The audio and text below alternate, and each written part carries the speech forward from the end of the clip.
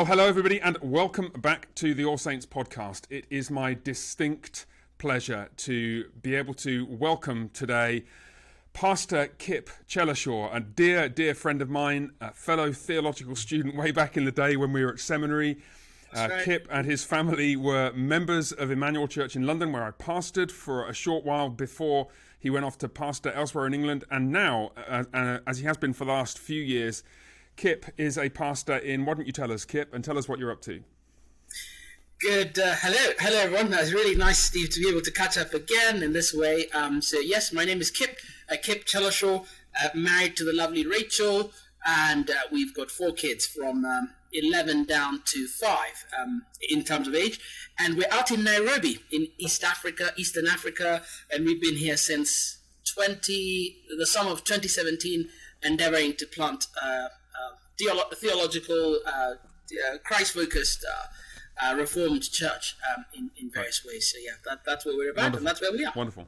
And just a little bit of background for the sake of the people here at All Saints, many of whom may have, I think probably we have about 50 or 60 people join the church since we last had an interview on this podcast, Kip. Kip and his family and the church in Nairobi is one of our external supportive ministries. So you can find more information about them on our church website if you go to the supportive ministries page here at All Saints. But this is just a great opportunity. I wanted to touch base with you, Kip, again. I want to hear how you're getting on, how the ministry is going, and I know the folks at All Saints will. And literally, we started this call 2 minutes ago or 3 minutes ago.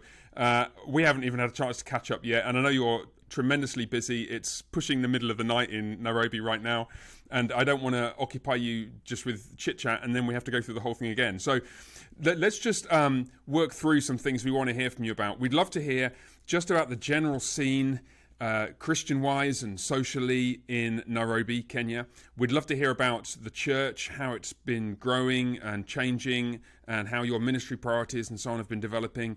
Any particular things you want us to pray for, any kinds of challenges. And then I might probe you on a few of those things, because I'm sure there are lots of lessons that we could learn here in the US from what you're doing out in Kenya and the kind of the priorities you're bringing to it. So why don't kick off, Kip? Just give us a sketch of the broad aims and scope of what it is you're doing in Nairobi. Great, thank you, Steve. So, we, as I said, we're here at church planting. Nairobi, Kenya, I would say Africa at large is a church where is a place where Christianity is generally warmly embraced. Nothing like what we see, at least what I remember in the UK. I would say broadly in the West. People here would happily have Christian stickers on their cars. They would call their shops Ebenezer and so on and so forth. But what we found a real struggle is the connection with that and everyday life and committing to and honoring Christ in every area of life. So you get the kind of public face. Churches would be thriving, the big ones would be heaving, and yet on the global index, corruption is high, HIV AIDS is on the increase, teenage pregnancies, those kind of things are big. And so whenever we'd come, when I was in the UK and serving there, whenever we'd come and visit my folks, my parents here, it was always this thing of, what is it? Why is there this huge mismatch? I really was challenged by my mom because I would complain, and she basically said, well, why don't you come and do something? Instead of moaning about the situation, come and do something. She said that to and you. that hit me quite hard. I was like, oh, okay, fine. Oh, your mum's great. Maybe I should. Well, it was a sad day for us when you left, when we were still back in England back in the day. And most people were like, why are you leaving us? So I felt that really hit me. I thought, goodness, that's a good point. And so with Rachel, my wife, we began really praying and talking about it. We'd visit, since that conversation with my mom, we began visiting with an open, intentional eye. Like, this could be something through my mom that God is prompting us to do. Talking with guys here and them saying, please come back if you can. That would be lovely. That'd be good to and so that's really drove it. Shared with guys like you guys at Emmanuel and others about this vision, and very, very encouraging comments, good probing back and just saying, have you thought of this? That was not wonderful. So all of that led to summer 2017. And for now, that's what we really are about. You probably have the phrase, and that's a slogan for the church. It's not original to us. It comes from somewhere else. But we are, for here, all of Christ for all of life, really for all of Nairobi. We want to be about all of Christ to the people here. So not just people would have all these verses they know and they'd quote you back, for God so loved the world. But let's take the whole Christ in in everything that he gives. His birth, his life, his death, his resurrection, his ascension, and his return to judge the living and the dead. Let's take the whole thing and then apply it. Let it get into all the corners of life, to marriage, to raising of our children, to money, to truthfulness. Huge issue in Kenya, huge issue. Really. Integrity. So let's let it run through those and let Christ be honored even when it's difficult. That's why we're here, and that's what we'd love. We'd love to see happening as we serve Christ in this city. Right. So it would be great to hear. Just give us some examples of the sort of thing that you've found. So you've talked about some issues like high rates of teenage pregnancy, high rates of HIV, which obviously speaks to matters of sexual fidelity. You've got issues of truthfulness connected with corruption. Give us some examples of either the kinds of things that you've encountered that you've had to push against, or the ways in which you've seen God at work changing people. Can you give us any sense of what you've seen on the ground there? Yeah, so very early on, and I can't remember what study we're looking at, very early on it became clear that, especially, so we also in a very unique situation. The church is we meet in our home, which is in a middle class area, but we're 5 minutes from a slum down the road here. Right. And very early on we're going through, I think it was Ephesians, and touching on that bit where we're told, in your anger do not sin. And it became apparent that a lot of the guys from the slum who come, basically through their week are involved in some kind of fighting. Right. Okay? And that's like normal. That was just like normal. And I looked at the guys and they're just like, oh, but that happens every week. And I was like, guys, you shouldn't just run with that and assume that's fine. And these are guys who would come to church, they'd be singing earnestly. They love these, they like expressive, hold their hands up, eyes closed. And then Monday to Friday they're fighting. And a lot of it sadly was things like their image. Shame is a big thing in Kenya. Their image being attacked, or they had someone speaking about them, or their mother or something, and then it would just, instead of resolving it in conversation, it would just end up in fighting. And with amazing, even with the ladies, okay, that's just the norm for dealing with stuff. And we'd just be like, look, think of 1 Peter, and you should have this quiet and gentle spirit. Model some of that and let things go. Christ has not held on to your sins and let them go. Live that kind of life. Talking through those sorts of issues. So that's one very early on, and even till today it still continues. Like when we do the Sunday school, which we do just for the slum kids early morning, there's always this kind of bubbling on the surface anger. A kid, they go and play for a bit, they come back and someone's taken someone's seat and they want to push, and we have to say to guys, it's okay. You can sit on that seat. And when we serve food, so these kids come from the slum and we offer breakfast. And if you're not strict, you have to have a kind of strictness. If you're not strict, they fight for it because they think it'll all go. And we're like, we have plenty of food. Do not worry. You're going to get it all. So there's this pent up. It's hidden, and it's like it could poke out at any moment. You have to be aware of that. So that's been one issue. Right. Anger. Feeling aggrieved, my shame has been, my honor has been hurt, and so on. The other thing that I've really struggled, and I still trying to work out, is people are very fearful of curses, the ancestors and spirits. So let me give you something that you wouldn't experience in the UK. So in one culture, a dominant culture here in the slum, if people above you, your parents and grandparents got together, but they did not finish paying their dowry, the guys below cannot get married. Right. Or they'll be cursed. Okay.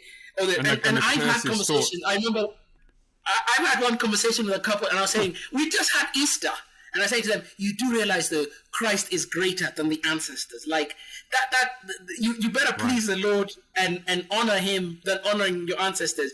And the lady especially looked at me in this house like, you have no idea how powerful the ancestors are. Okay. Wow. And they're so fearful of doing the right thing by God, as explained in the scriptures, than to honor, to be seen. Again, it's the honor shame thing, to be seen to do the right thing and to incur the wrath of those either in the community, grandparents, or those who've gone before. Even today I had a conversation with someone about the cursing thing. Yeah. So, So it sounds like there's a sense in which people are conscious that the Christian faith should change their attitude towards traditional indigenous forms of worship and ancestor worship, veneration, and so on. But they haven't quite worked it through. They haven't quite. The social hooks are so strong that they can't quite get free of it. Is that sounding right? I think that's right. And obviously Right, they'd come to church on Sunday, they'd want to pray, they'd take the Lord's Supper. But like at the moment, and I've noticed is at the moment where there's a real public pressure point, everyone reverts to what they've grown up with. They're like, oh no, I can't do that. Everyone's going to see me and everyone's going to think I'm crazy. Right, then right. they go back to what they knew. And what's fascinating, of course, is that the issues on which that pressure exists are not the issues that you might have been used to when you were living for all those decades in the UK, or people over here in the US would be used to. That it makes you it makes me want to ask: has being in Kenya given you a fresh perspective on aspects of life either in Britain or elsewhere in the West that you didn't have before? Do you know, that's such a searching question, and I'm currently trying to work through the whole question of the spiritual world.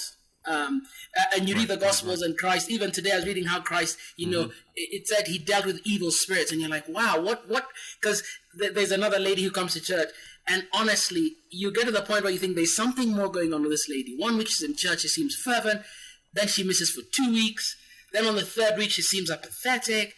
Then you meet her in the village, and she seems like they call it the village. You meet her in the slum, and she seems like she's very friendly. Then next time she's a bit moody. You're like, what is going on? There's something here that I've not quite got my handle on, and I'm like trying to process how does one kind of work through that? How does one deal with that? And there's not actually from the Reformed world. There's not actually much. I'm trying.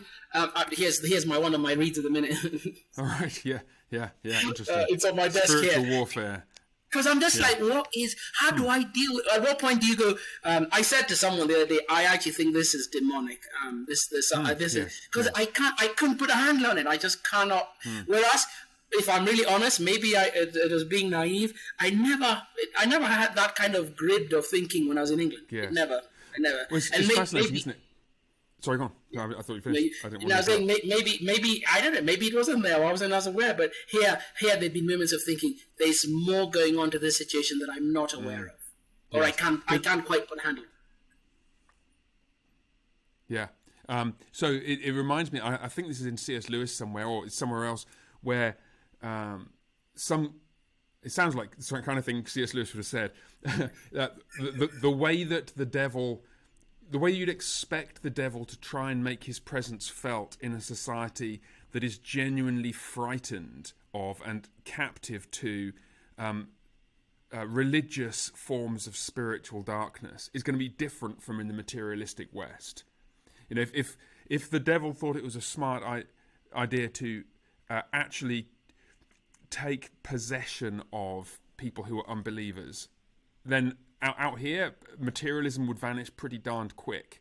And that would be a counterproductive ploy, right? But in Africa, where the social and religious ties are far deeper, one wonders whether the same spiritual darkness is at work in a different way.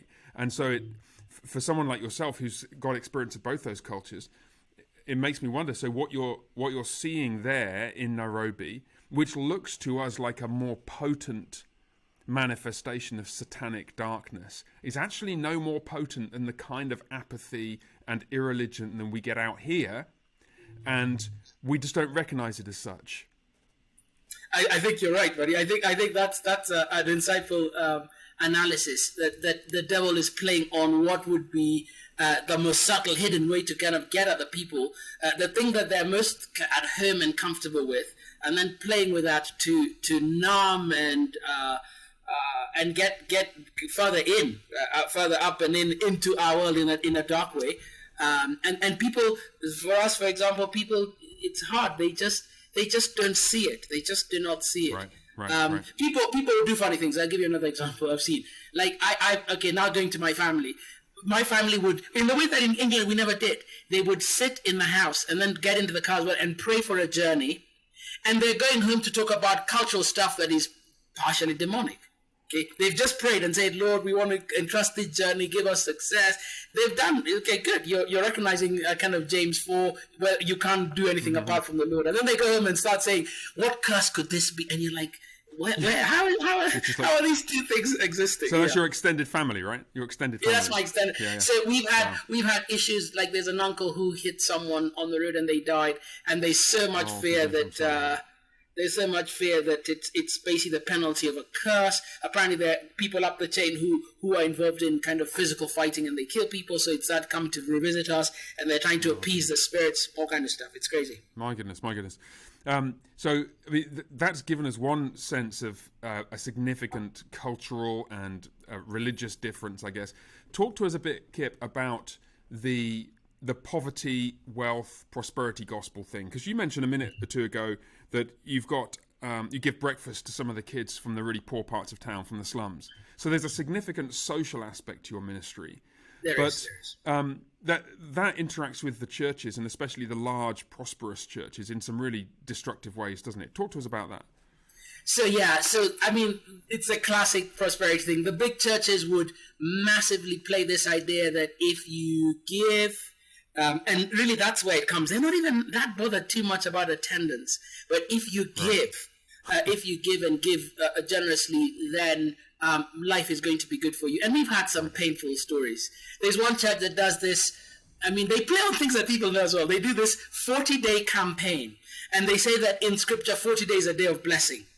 Okay, that's what it is. And so we say 40-day campaign, give to the fullest. And God, was it last year?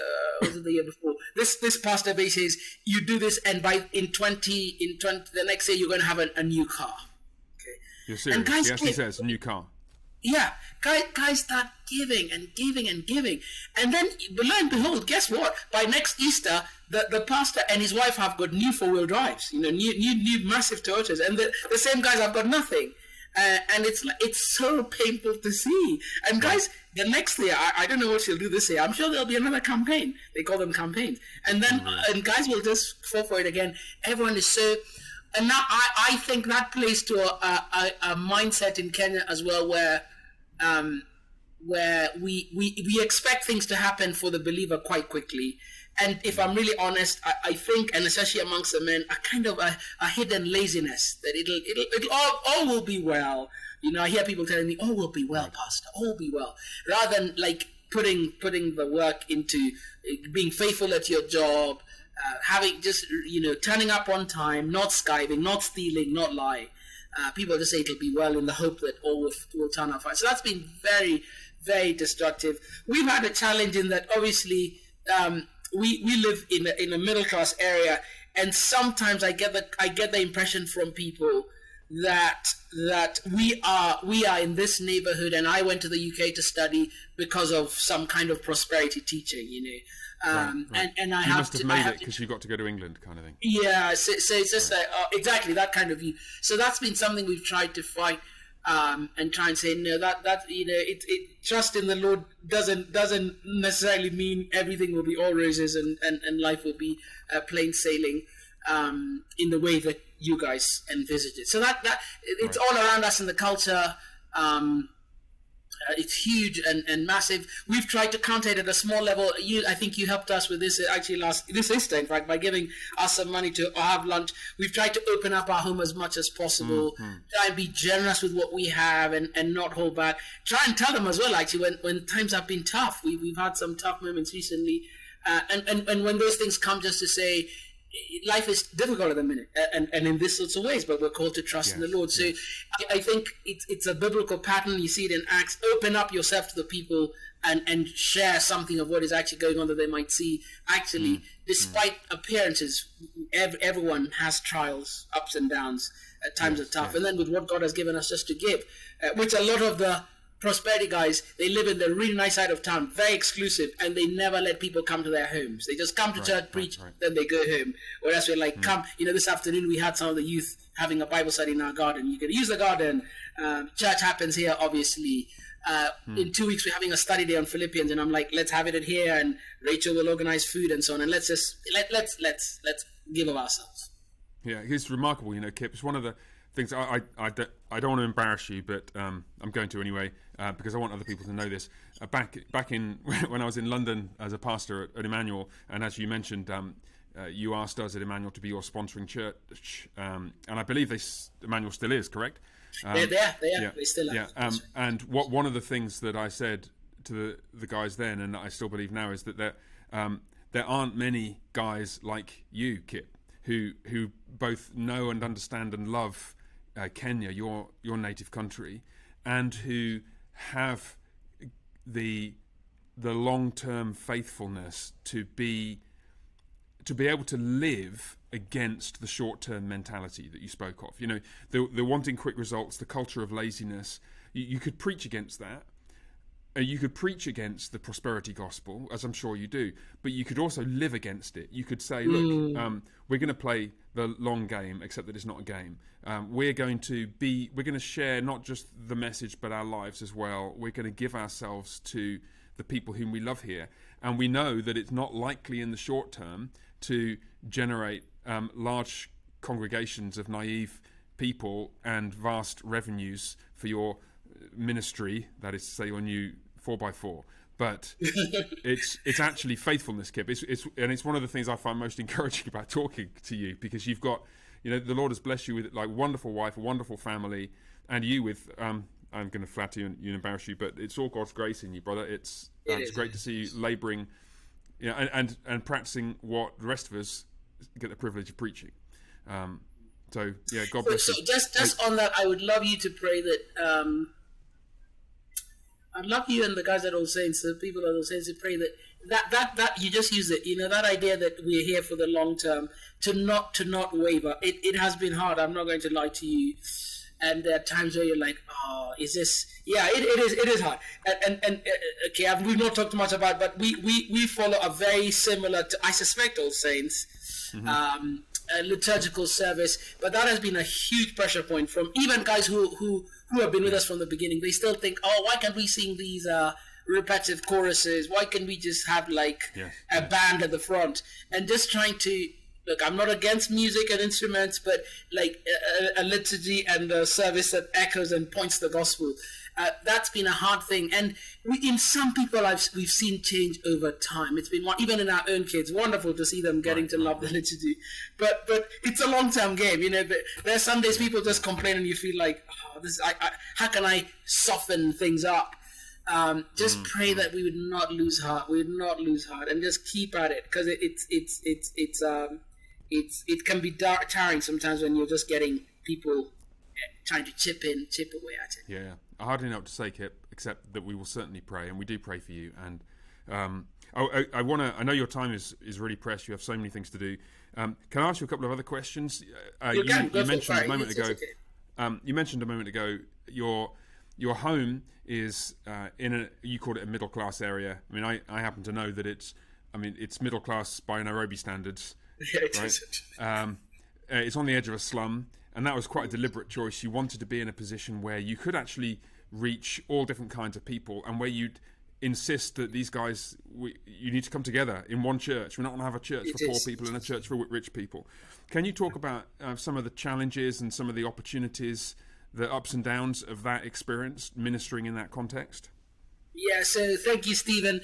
And this is something I think we've talked about as well before. It's been such a joy to have a church where we have people from wonderfully different nations, then different tribes, then differences economically, financially, background. We've got guys who live in, I was in the slum not yesterday, on Tuesday, and you walk into a guy's home and it's like just a bed and a table and a chair, and that's it.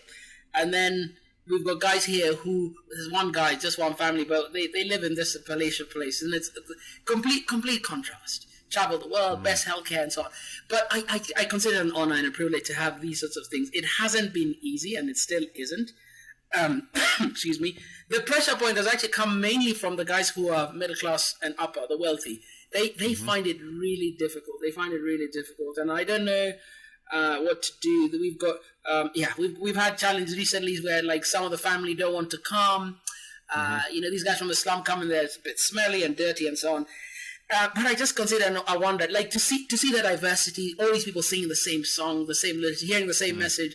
Like I look and I think this cannot be anything but the work of Christ. It cannot be.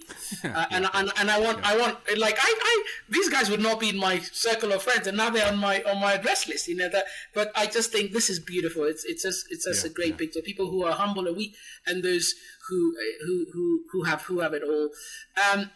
The thing that we've tried to do without much success, partly I think for not having a venue, an actual proper venue, is the thing where after church, for every church meeting, we try and have food, because it's just a wonderful way to bring people together.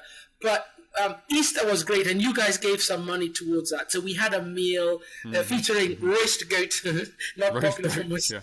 Not popular for most Westerners, but the Kenyans love it. And wonderfully, everyone who came to that service, including all the middle class people, stayed. That was great. Oh, wow. And we all ate together.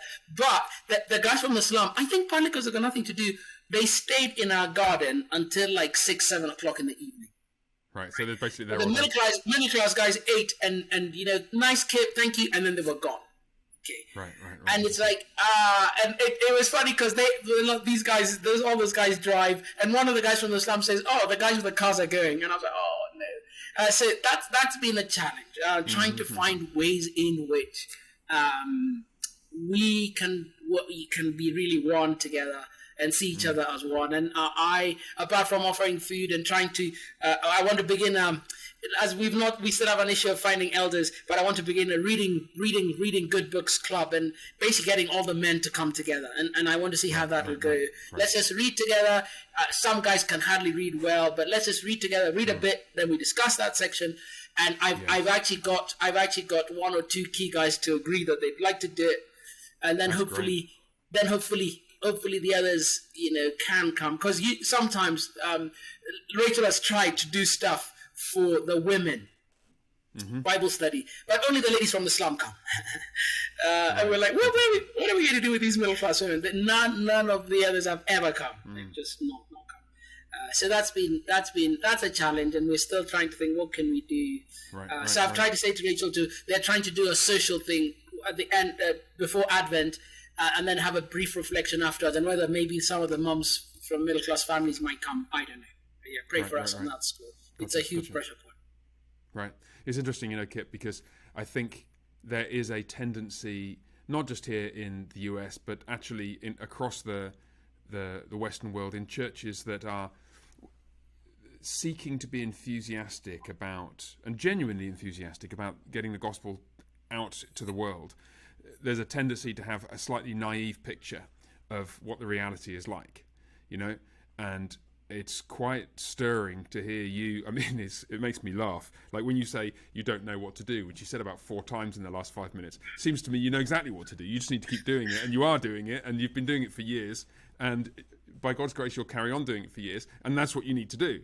And that's the thing that I think is often missed. We here in the US, we will hear a condensed half-hour podcast summary of 5 years of tear-inducing, back-breaking spiritual labour, and the danger is that we miss out the vivid portrayal of the heartache and the pain and the disappointment and the sense of just wondering how long it's going to take for the penny to drop for some of these beloved friends. Who, do you ever get that feeling? Like sometimes, and this is 2 pastors talking, all the congregation's listening in, but right, sometimes you're just waiting for one little insight to click, and you know that if it does, it'll change everything.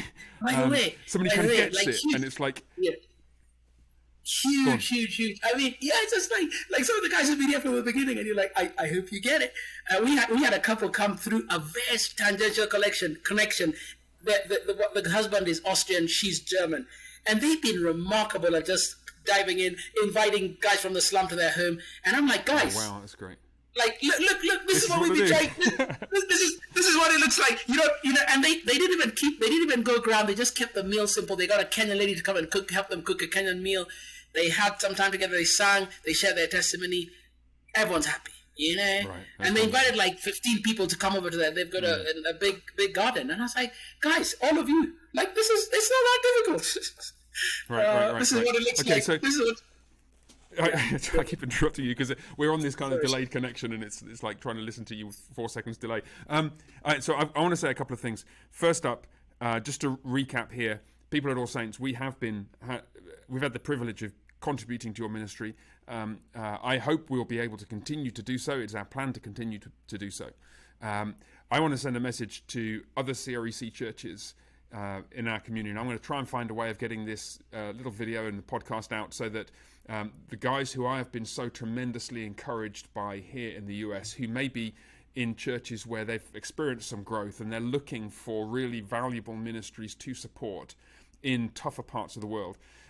Gentlemen, pastors of the CREC, you will not find, I challenge you, I defy you to find a more committed, wholehearted, faithful pastor of a more needy flock than Kip Chelashaw in Kenya, who with his delightful family have been there for 5 years, and you're going to just stick it out for another 35 or 40? You'd be all right doing that? Well, as long as God has us, man, I'm ready to like keep plowing on. Funny, when we're coming, I said to Rachel, "Hey, Rachel, I think so." When we're leaving England, I'm having had the challenge from my folks. We're like, right, are we? I think God is calling us to Kenya. Let's do it. So I said, Rachel, yeah, I think we're going until we're dead, yeah, until we're buried there. And Rachel, hold on, Rachel. Rachel says, let's do 5-10 years, and then we can talk about. Yeah. So, but I was like, hey, let's just go and give of ourselves as much as we can. Yeah. On the CREC thing, can I ask if this is going out to wide that people also think? I've said this before of not just. I think finances, and increasingly as the church grows, it's becoming challenging. But that's one issue. But also, we'd love it if godly people, men, right. Elder quality men, could come with their families. Because, like we've had with this couple who joined us recently, it has been so tremendous, really. So you heard it. Yeah. You heard it, gentlemen, gentlemen and ladies and pastors and elders of the CREC. Get yourself some kind of secondment with your company to Nairobi for 5 years and go. Like we've got here a farmer in the CREC. We're here a farmer in Nairobi. Please send food for the oxen. Oh, and send some oxen as well. Yeah, that's it. That'd be good. That'd be so good. Right. We'd love that. It'd be a real. You use the interesting phrase. So it's not just preaching against prosperity and laziness, but also living counter to that. That's actually a way of preaching the word. Paul tells Timothy, watch your life and your doctrine closely, for by it you save your hearers. You save people by your life. So I pray that God will send godly men and their families. That'd be fantastic. Yeah. Now, and you mentioned Rachel. I got to say one final word about Rachel before I let you go.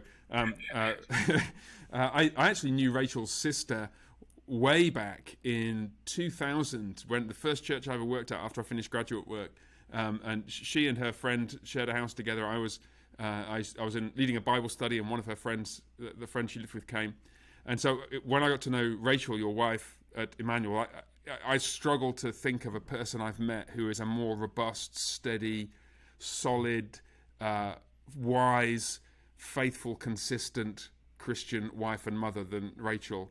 And it's just been to hear of all the things she's doing behind the scenes. I'm not remotely surprised.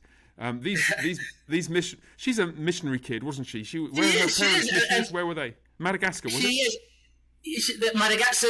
They served first in South Africa, then in West Africa, in Gabon, then latterly in Madagascar. And you're right. You've said a lot of things, Steve, about myself, but really, God has given me such tremendous blessing through Rachel. It's been fantastic with the kids, insight, wisdom, sensing when issues are not quite right, prayerfulness. Yeah, we've been. I can't. Yeah, he who finds a wife like Rachel finds a good thing. Yeah. These guys, friends at All Saints, friends in the CREC. I give you Pastor Kip Chelashaw, his wonderful wife Rachel, his 4 delightful children. Pray for them, and consider giving to them. Consider going out there yourselves. Consider sending people out there to support this spectacularly unspectacular ministry of faithful ploughing in a hard field where there's easy routes to superficial growth, and Kip has taken the hard road, the narrow road of seeking to build church and build people up in the faith through consistent, biblical, faithful proclamation of the word and Christian living and faithful worship. Kip, I'm very grateful to you for your time. Any final words for us? So thanks, Steve, and All Saints Presbyterian. It's been wonderful. Thank you for you were very kind to us in helping us at Easter with a gift to host the whole church for a meal, and then you've given generously as well, just through the conversation with Steve and your partnership. It really means a lot to us, and it's good even to hear you, Steve, saying that you pray for us regularly. That's just wonderful. We also have a newsletter, which I think you get, Steve. If people want to know more about that, it comes out once every 2-3 months. So it gives you a bit of a snapshot. If people want the newsletter, please just contact me at All Saints. My email address is sj@allsaintskirk.com. You can just email me, say, hey, I want Kip's newsletter, and I can forward all those details to you. If I get drowned in 5,000 emails, I might need to find some way of handling that, but that will be a nice problem to have. Kip, I miss you, my friend. I miss you. Well, it's good. It's really good. You kept the friendship. You kept the friendship, so that's great. I wouldn't miss it for the world. Lovely. We hope one day you should come to Nairobi. Oh, well, if that's an invitation, well, we'll see. I'd love to. I really would love to. You should. All right. Hey, listen, God bless, my friend, and thank you again for taking the time. Love to your wonderful family. The Lord bless your church, your ministry, and all that you're doing in Nairobi. Thank you. Thank you so much. The Lord bless you too, and thank you for encouragement.